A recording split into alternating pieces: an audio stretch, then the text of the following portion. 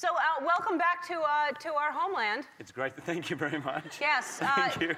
Weren't you just in Australia? I was down there for 4 months doing The Boy from Oz, which is a show I did in New York. Right. But we did it in a big way. We did it in stadiums, so it was kind of amazing to me, like in front of 16,000 people.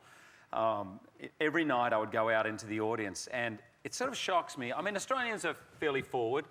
I got mauled. I mean, like women. Really? Oh, drag me, pull me. It was almost like a mosh pit, you know. But I don't want to be disrespectful, but some elderly women, they just grab my butt. They don't care. Wow. It's in my head. Well, that's how we are. I thought Australians were more kind of like not that they were laid back all the time, but as far as celebrity, they weren't kind of all over people like that. Apparently, if you're wearing sequins and you have gold lame pants on, it's all on. It's all off. All bets are off. Although I had one horrific sort of experience. I went out, it was fun at the time. I was dancing, I pulled someone out of the crowd. I used to do this every night and just have a bit of fun with them and ad lib. And so I pulled out this woman and she went back to a seat and I thought she was so great. I wanted to move her up the front and we were right at the back of the stadium. And so I said, listen, there's some seats up the front. Let's go up the front. She says, oh, I'll just leave my stuff here with my grandma. I said, you can't leave your stuff with your grandma. So let's bring your grandma. And she had this look on her face. I thought, something's the matter. And I look at the grandma. She gets up with a cane. And we are in a stadium, I swear, it is 100 yards to the front.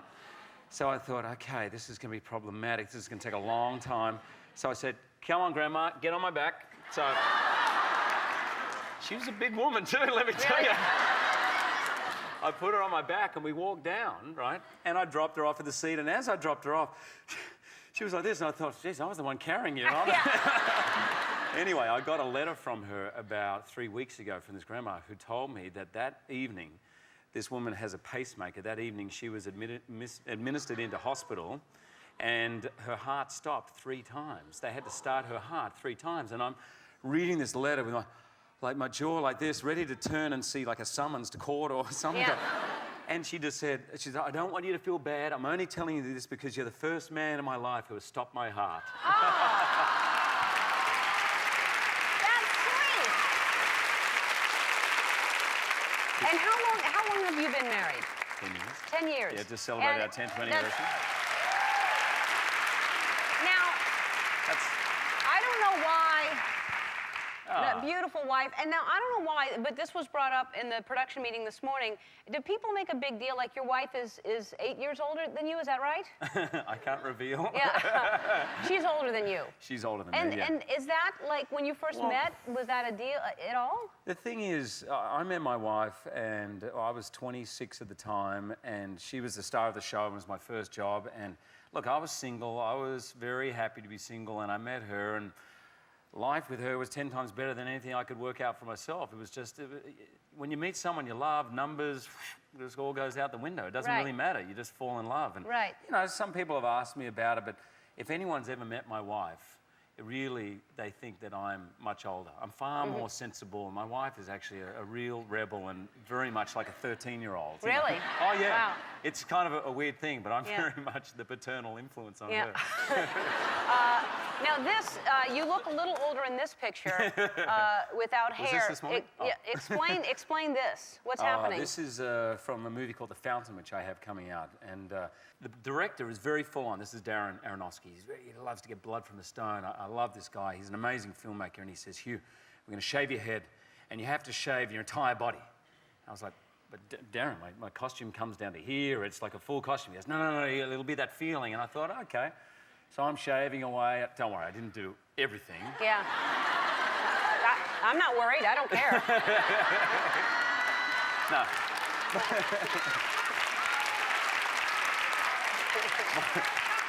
You can do whatever you want. My wife described a Brazilian to me once. I'm not going there. No?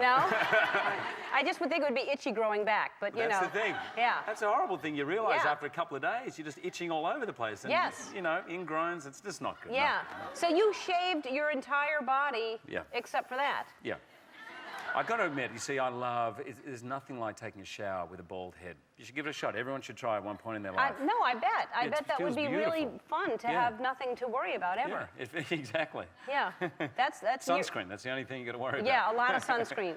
All right, so in the movie, you actually you play a magician. Yes. So when we come back, you're going to show us a magic trick that you learned, which I'm going to premiere a magic trick that no one has ever seen before. This is one I learned for the film. They describe what you're going to do to me, and I'm a little frightened. Well, it's actually something that has only worked about 1 in 3 times, Fantastic. but I'll give it a shot. All right.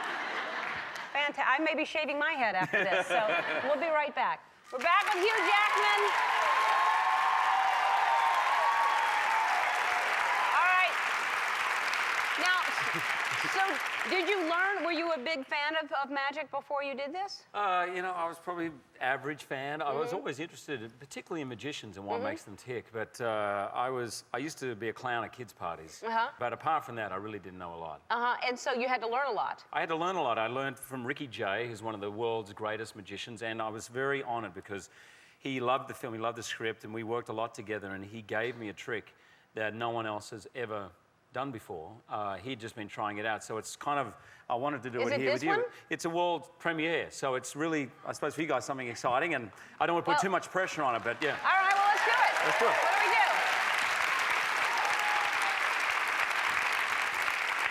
I'm a little nervous. I'm nervous too because they told me sort of what's going to happen. All right. Ladies and gentlemen, that's the first applause right there. All right. So, as you can see, no one has ever before seen this trick. Everyone's like, my kid Ricky had that at his birthday party last week. Anyway, so what you're going to do is you're going to place this canister on your head, and I'm just going to pour some water in it. Make that milk. Hey. Can I look through it? You can look through it if you like. All right, so this doesn't have a bottom, and I'm going to put this on my head. It would appear not to have actually, because I'm right-handed like this, I need you to stand there, okay? So just stand very, very still. That's the thing, don't move a muscle. So I'm just going to pour some water in there, milk. Why don't I say water, milk, milk, milk, milk, milk, milk, milk, milk, milk, milk, milk, milk, milk, milk, milk. There we go. Keep going. Keep going, and there we go. And would you like to take that off for a second? Look at that, ladies and gentlemen. Thank you very much. Wow! Pretty good, huh?